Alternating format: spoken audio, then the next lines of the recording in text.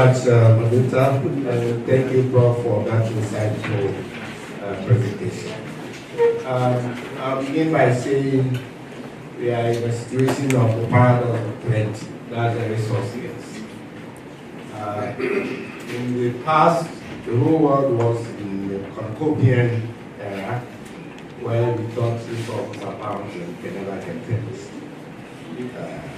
So the paradox that countries rich in natural resources often experience slower economic growth, weak democracy, corruption, and control conflict compared to resource poor countries. And this is the examples are there. Our own Nigeria, the Delta states. So sets in the tragedy of the commons as well. The concept which describes how individuals acting in their own self-interest overuse and deplete a shared resource, even though it's against the long-term interest of all of us. And this is what we have on our hands. That's it.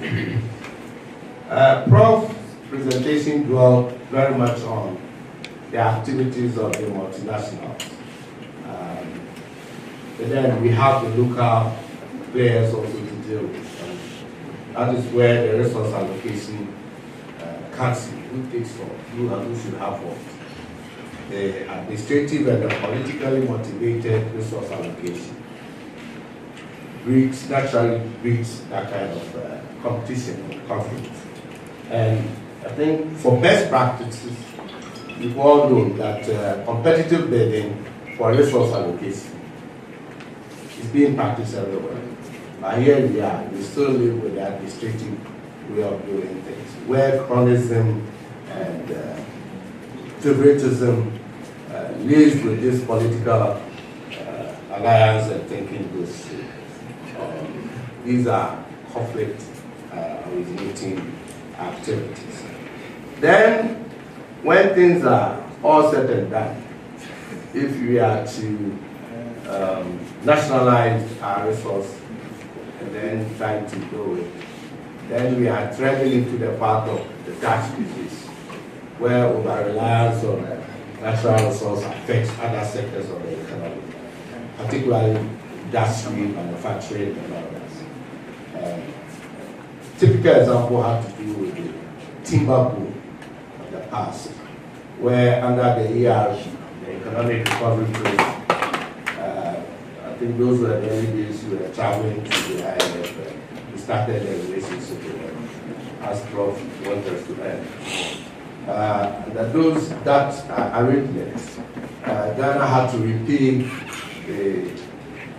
the amount borrowed, or the money borrowed, with our forest resources, the timber. So we saw the timberization of forest management in this country. And everything was about export of logs. Those were the days we had the timber marketing. So consciously, the nation took it upon itself to market our timber and had a war to do that. Only to realize that long term that we are depleting the forest. So then we needed to come back quickly. And sad note, even then, the forestry departments then were made by these colonial, those masters to undertake what we call combined operations, where lesser known species were physically killed in the forest. Those days, Wawa, Kotramfro, Gaoma, and Ko, they were all regarded as non-profitable timber resources. They were completely destroyed to give way for the Oduns, for the Gaomas,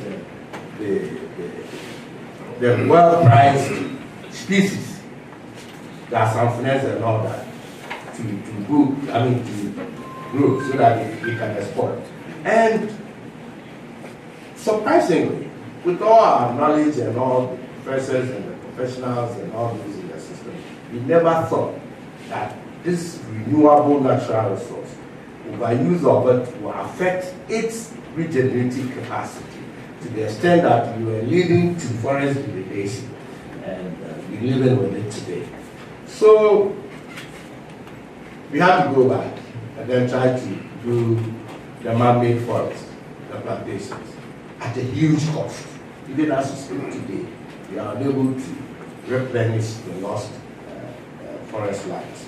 And Galamsey and mining sector.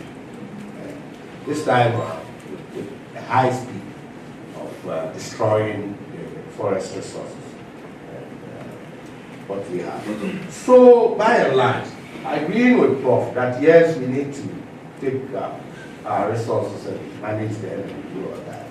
We need to first have what we call the natural capital accounting. We must know what we have, the cost of that. At EPA, we had a World Bank project with the Statistical Statistical Service Department. And we were looking at this natural capital accounting, that's natural resource accounting. Do we know the granites on the ground? How much do they cost? Have you quantified all over? And these are the things we need to do and then upload them onto our GDP. When these developed countries are talking about their GDPs and all those, the flowers in their houses have all been costed. The trees, the leaves, they are all resources that can be tapped and made money out of that. So we haven't done much on it. Until we are able to know what we have, the quantity and the cost that we have, that is where we bring it on the table and forcibly talk about equity of our resources and what we have. Then Prof talked about he leaned on the lithium, or he landed on the lithium, and suggested lithium, Ghana Lithium Company. I would have loved Ghana Lithium Development Company. However, we have been there before. GISDE, our Ghana Integrated Iron and Steel Development Corporation. Where are we? What have we got into? And the kind of iron deposits that we have at the Hormancy, going up there to Sheni in the mountain region, throughout to Apafu, coming down. There are a lot of iron deposits. And when you do the metrics, 9 by 8, you get about 72 major industries, manufacturing and all that within the iron and steel industry. What have we done as a people? Where are we?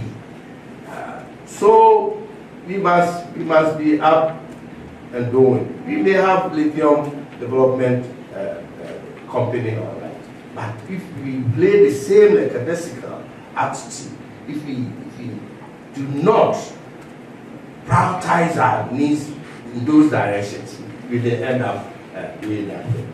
Now, I have to run very fast.